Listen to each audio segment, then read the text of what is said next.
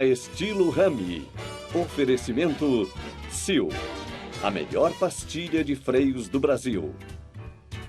Rede Pitstop, a sua rede de peças e serviços no Brasil. Life18vezes.com, a maneira mais fácil de armazenar seus exames sem custo.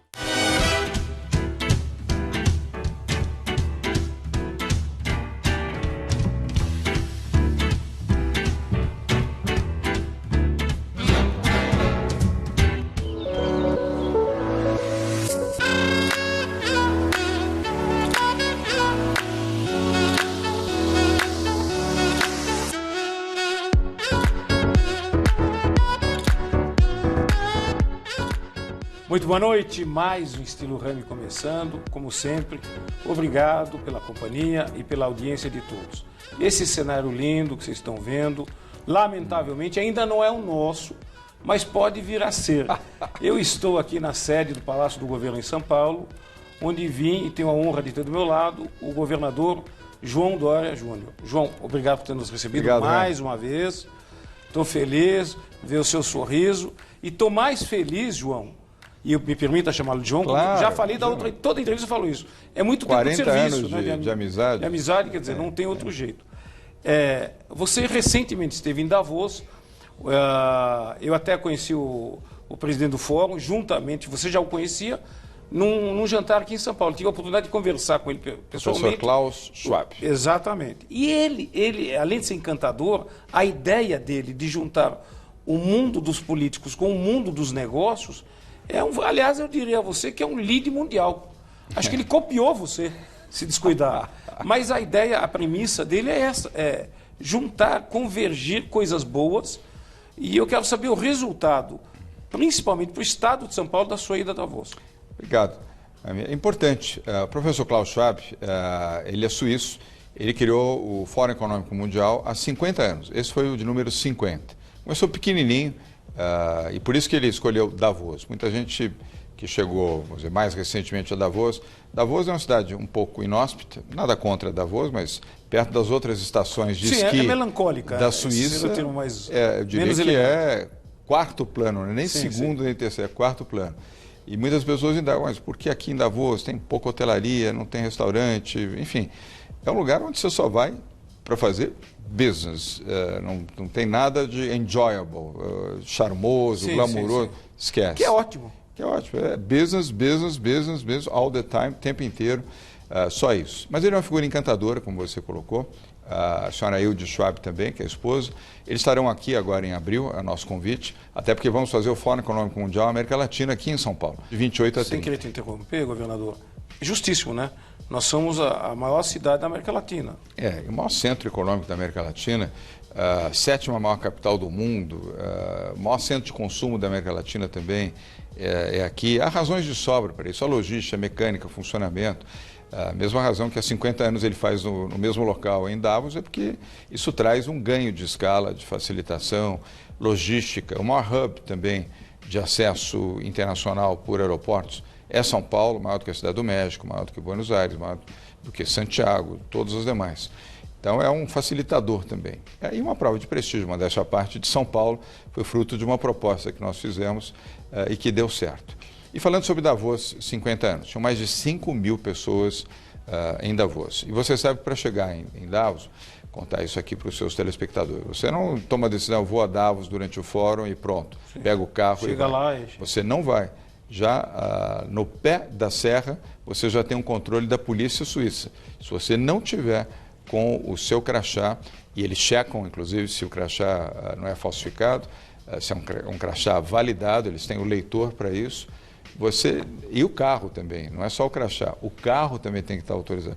Você não sobe nem nas montanhas. Levando em conta que você tem todos os líderes mundiais, toda a segurança é pouca. É pouca. Bom, esse ano você tinha Donald Trump, você tinha a chanceler alemã, você tinha, 15 presidentes, 15 presidentes da República, tinha os principais nomes dos fundos soberanos do Middle East, do Médio Oriente, são os bilionários sauditas, enfim, grandes figuras. Também, por que não?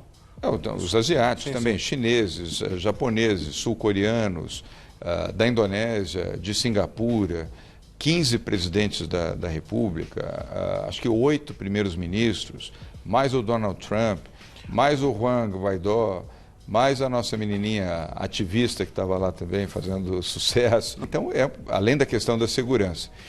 Agora... O que São Paulo se beneficiou na prática? Muito. Primeiro que eu direciono o Davos para fazer business para São Paulo, não vou lá para fazer política, nem para passear, nem para fazer fotografia com personalidade. Então, eu vou muito direcionadamente e você, quando vai, já vai com o schedule pronto, com todo o seu programa de agenda pronta. Pré-agendado, é isso? Essa é a forma correta, pré-agendado. Essa é a forma correta. Nem todo mundo faz isso lá em Davos. Então, eu fui com 34 encontros bilaterais programados em 4 dias. 34. Você não é nada, João? Não, eu gosto, você sabe disso. E mais 2 palestras que eu fiz. A primeira, inclusive, eu fiz junto com o Al Gore, sobre a questão climática. Posso fazer uma parte? Pode. O Al Gore, de quem tenho simpatia e conheço a biografia... Ele é ótimo pessoa. Tenho um apreço por ele. Acho só um pouquinho radical, e tudo que é radical não gosto. Ele não chega a ser radical. Deixa eu fazer aqui um pouco a defesa do Al Gore.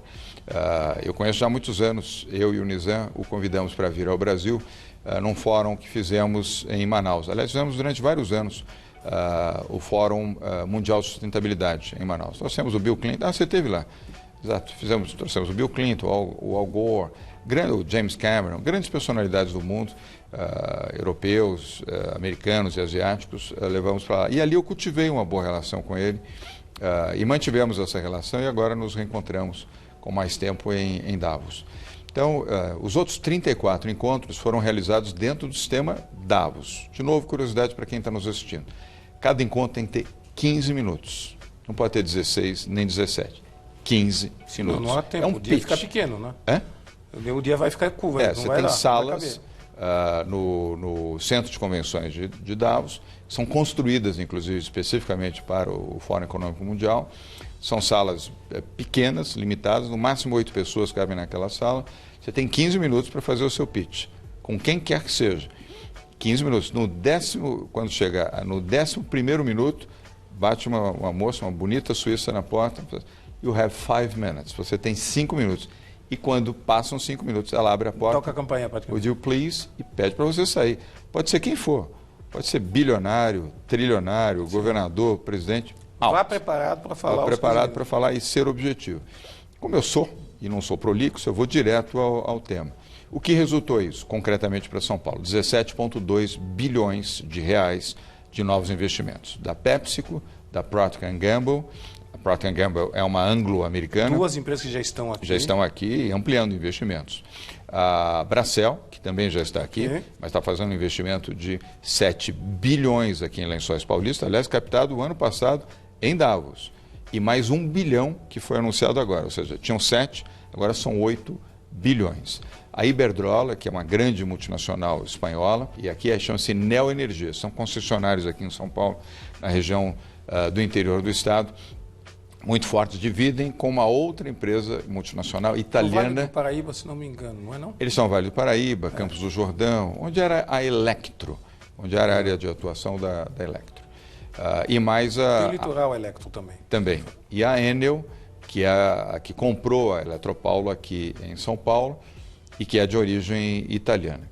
Estas empresas, na soma, essas 6 empresas, garantiram um investimento ao longo dos próximos 3 anos de 17,2... Durante, então, a sua gestão? Sim, 2020, 2021 e 2022, nestes 3 anos. E este ano e mais 2. Esses 17 bilhões podem gerar quantos empregos?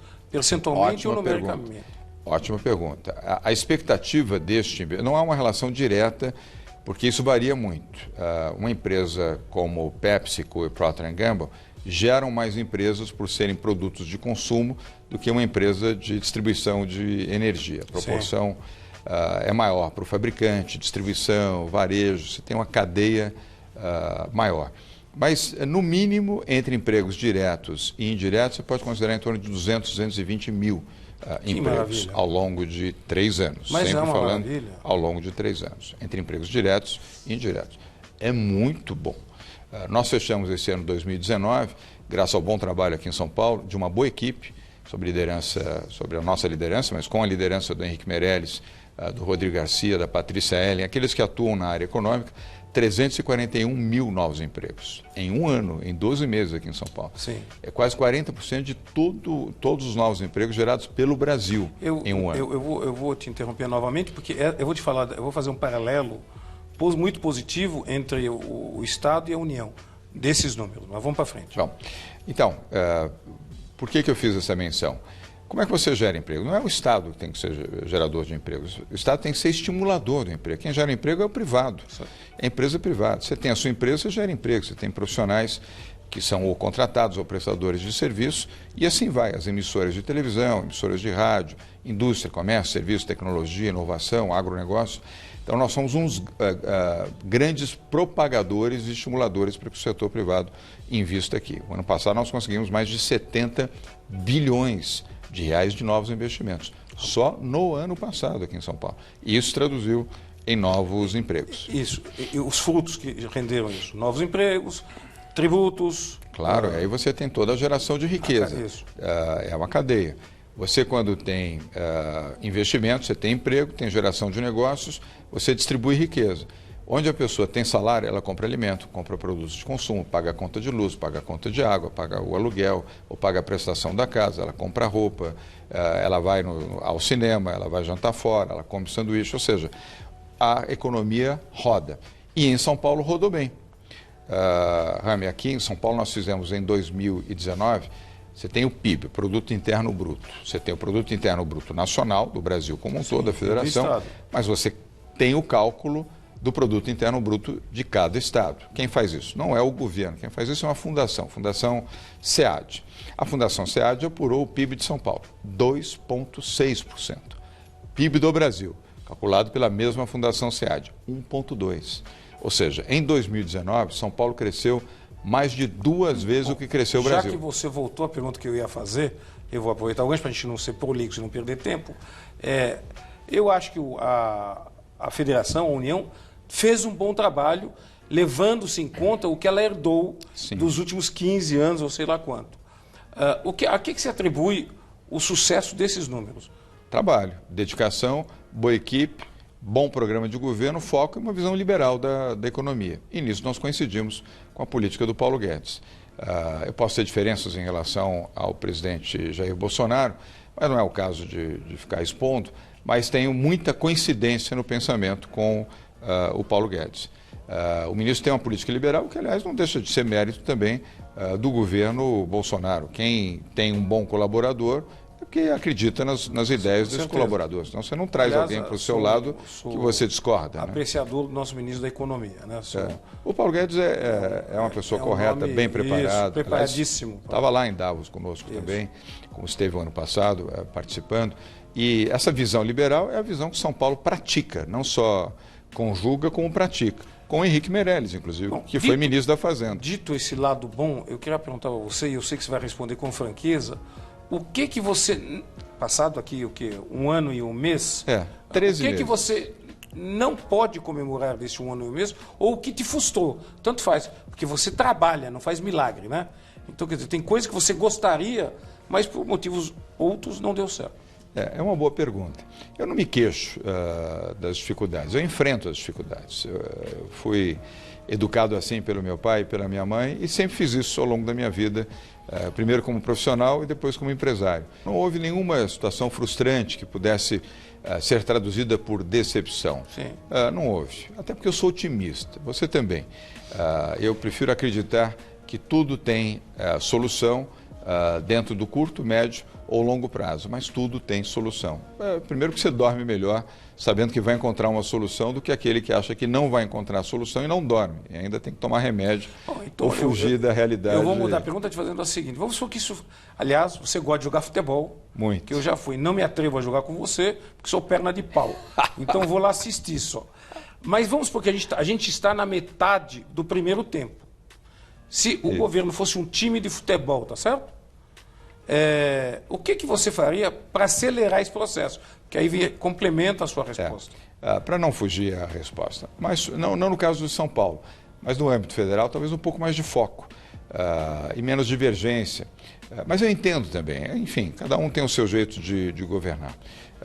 O nosso aqui, eu não perco tempo com bobagem, nem perco tempo com confusões, nem coloco visões ideológicas, nem partidárias em governo. Eu governo para todos aqui, rigorosamente para todos, todos os prefeitos, todos os parlamentares, recebo, dialogo com todos, não tenho diferenças que impeçam o diálogo, ainda que no sentimento de vida, ou de opções de vida, opções de gestão, tenhamos pensamentos distintos. Mas eu não trato pensamento distinto como inimigo, como adversário. Sim. Eu trato como alguém que não pensa como nós pensamos, e o diálogo sempre é a melhor forma de se buscar um bom caminho. Eu diria um único Quando ponto. possível, né?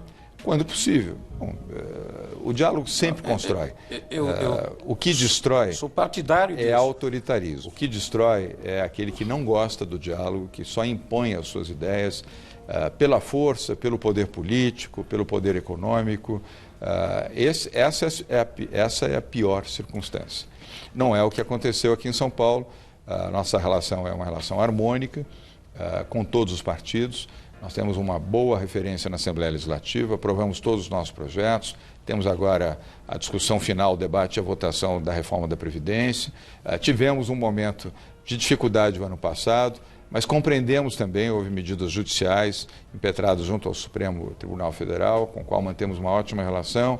O Supremo deve decidir agora nas próximas semanas. Nós estamos convictos de que a decisão será favorável à reforma da Previdência, ela será votada e também confio que ela será aprovada. Falando num setor que é importantíssimo, representa quase 20% do PIB nacional e que sustentou o país nos últimos anos, que é a agropecuária. São Paulo tem a pujança nesse setor.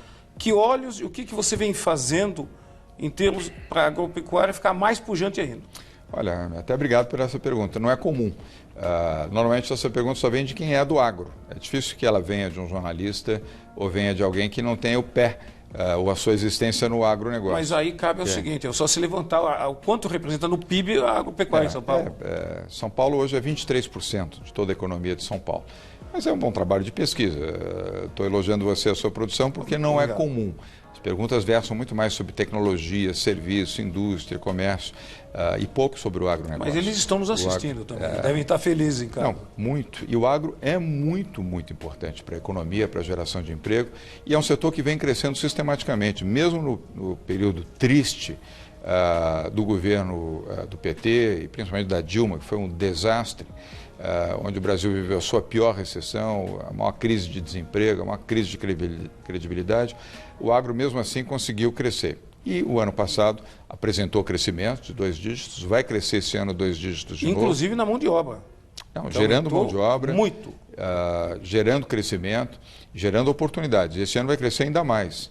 Aliás, já de setembro, outubro, o último quarter, como diz os americanos, o último quadrimestre, já foi um quadrimestre bom para o agronegócio, recuperando inclusive a indústria de máquinas, tratores, caminhões, fertilizantes, sementes. O agro já apresentou um crescimento no último quadrimestre do ano passado e segue dentro desse mesmo bom ritmo aqui em São Paulo. Aliás, quero te dizer que em novembro vamos fazer aqui uma grande feira internacional, a Expo Agro International, que vai ser no Transamérica Expo, trazendo os principais compradores do mundo. Essa foi uma ideia nossa, capitaneados pelos chineses, pelos europeus, pelos japoneses, também um pouco dos americanos, muito dos latino-americanos, mas o principal parceiro será a China, esse será o nosso maior parceiro, o Middle East também, o Médio Oriente também teremos aqui, onde toda a oferta do agro de São Paulo será apresentada nessa feira, nessa exposição. São Paulo já é líder mundial em açúcar, em etanol, em álcool. É o maior produtor do mundo. É o maior produtor do mundo de laranja e suco de laranja. Então são 4 commodities muito importantes no mundo. Hoje, sem açúcar no mundo não funciona. Fernando, particularmente antes de jornalista, eu me formei em economia. Muito bem. Nunca entendi com um país, do país que eu venho, que é do tamanho menor que Santos, e a agricultura é tão pujante, que é Israel, Eu nunca entendi com essa dimensão continental por que a gente não é maior. Nunca entendi. Claro. Por que não desenvolvemos tecnologia como Israel desenvolveu, por exemplo, para cultivar no deserto, que a tecnologia, aliás, hoje já é exportada por Israel, inclusive aqui para o Brasil, mas fruto do trabalho de jovens, investimento em educação, formação, ciência, tecnologia. Há tempo para isso. Aqui nós estamos investindo muito em tecnologia no campo. O período da campanha, que nós conversamos algumas vezes, você fez a promessa do poupa-tempo rural. Como é que anda e vai dar tempo de cumprir? Não, já está dando. O secretário de Agricultura e Abastecimento é o Gustavo Diniz Junqueira, que você conhece, que foi presidente da Sociedade Rural Brasileira. Jovem, mas impetuoso, dedicado, empresário bem-sucedido do agronegócio, está se sacrificando, porque evidentemente você quando vem para governo, você se afasta da família, diminui o convívio, se afasta, eu diria, se afasta daquela convivência mais intensa com a família, assim como os amigos e até com as suas oportunidades de lazer. Ele e os outros secretários fazendo um trabalho excepcional por São Paulo. E o Gustavo tem conduzido brilhantemente o programa na relação com o agro, com os fornecedores do agro e com os importadores do agro. Fizemos 7 missões no ano passado, a mais importante foi para a China. Garantimos a partir desse ano 2020 uma excepcional perspectiva de que ao longo do ano a China deve anunciar, não é seguro, porque evidentemente isso dependerá dos chineses, mas a perspectiva é muito boa para que anunciem a adição de 10% de etanol no combustível de toda a frota de veículos da China. São apenas, dos novos veículos, são apenas 250 milhões de veículos. Que se adicionarem 10 ou cerca de 10% de etanol, muda a história do cultivo da cana-de-açúcar em São Paulo. Isso vai gerar milhares de novos empregos, ampliar muito a exportação para a China. Então, a COFCO, que é a grande importadora, é como se fosse uma cooperativa, só que é do governo chinês, que concentra todas as importações de alimentos de todo o mundo para o que você imaginar: trigo, arroz, soja, café, açúcar, etanol, laranja, suco de laranja. E a COFCO é uma das empresas que estará aqui na Expo International em novembro. Então nós estamos muito atentos e trabalhando muito bem, graças ao conhecimento e habilidade do Gustavo Diniz Junqueira. Bom, eu vi da sua frustração quando a Ford saiu de São Paulo e o movimento, o trabalho que você se deu como líder empresarial, que ainda continua sendo, embora esteja na gestão do Estado, também continua sendo um líder. Desses investimentos, vem empresas novas, porque nós citamos alguns que já estão no Brasil, Sim. desses 17 bilhões que foram citados.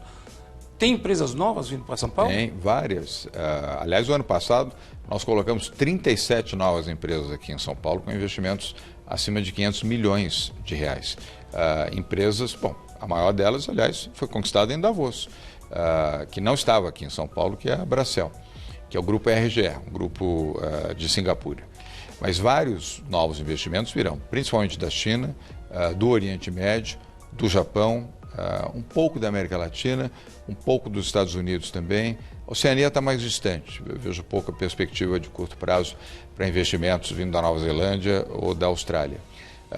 E as atratividades que São Paulo oferece no agronegócio, na indústria, comércio, serviço, educação, ciência, tecnologia, saúde, são muito robustos. Você vai ver ao longo do ano vários investimentos nessa área, inclusive na indústria automobilística. Nós deveremos receber aqui pelo menos uma grande indústria automobilística chinesa aqui em São Paulo. Além da Chery, que já está aqui em São Paulo, nós teremos mais uma ao longo deste ano.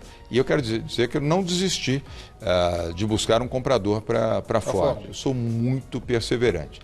A Caoa bateu na trave, porque infelizmente o BNDES, que tinha acenado com a perspectiva de financiar essa compra, enfim, teve uma mudança de política e não pôde levar adiante. Fazer o Porto Mariel lá em Cuba.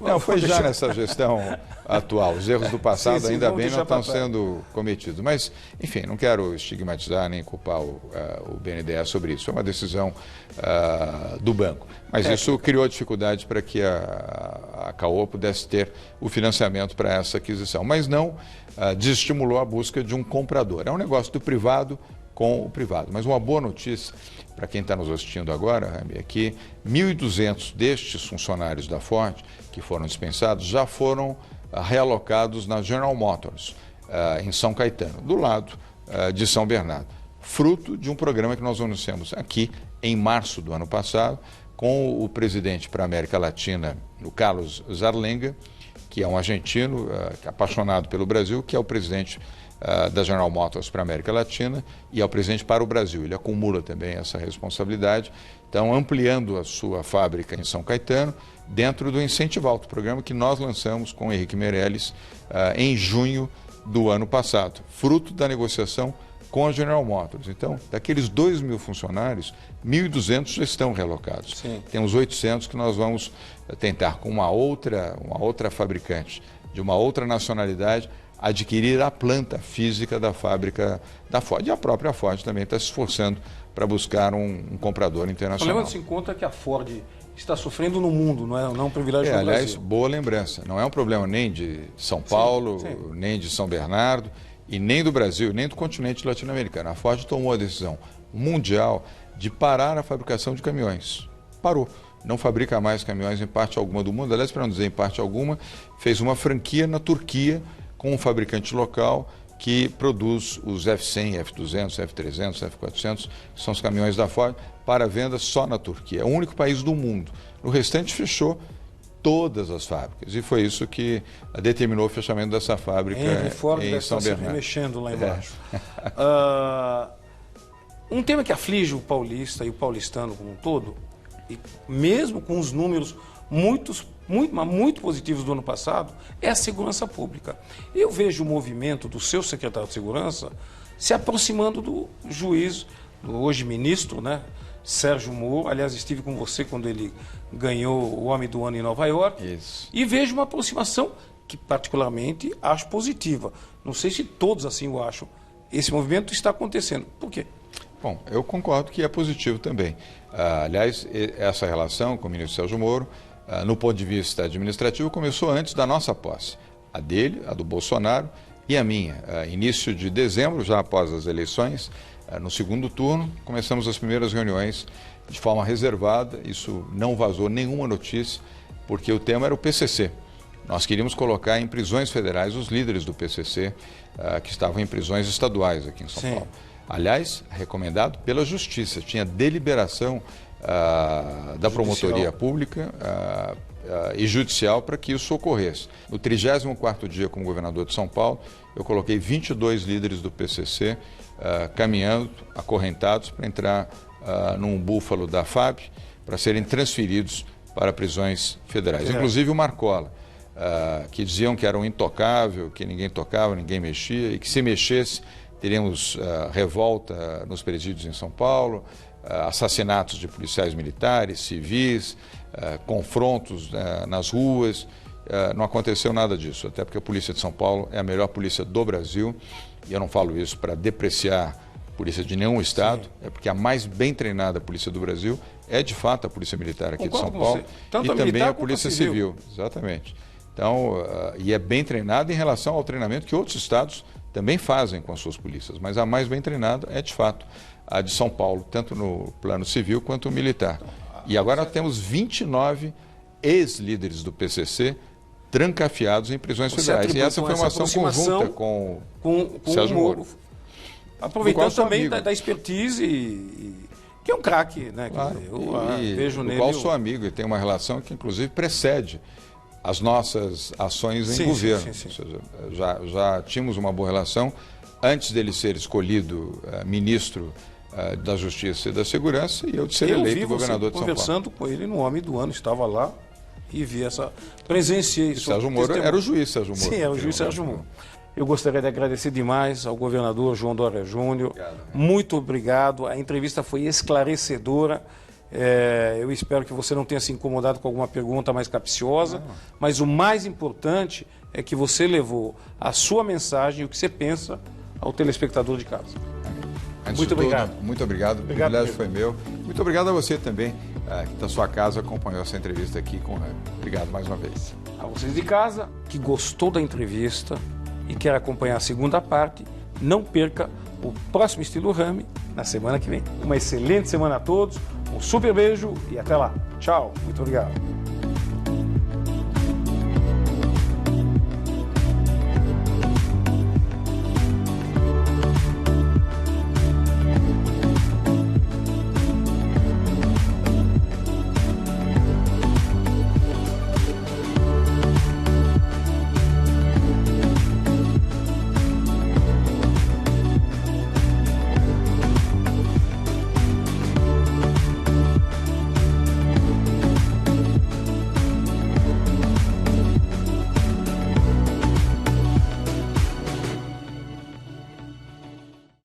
Estilo Rami. Oferecimento Sil, a melhor pastilha de freios do Brasil. Rede Pit Stop, a sua rede de peças e serviços no Brasil. Life18vezes.com, a maneira mais fácil de armazenar seus exames sem custo.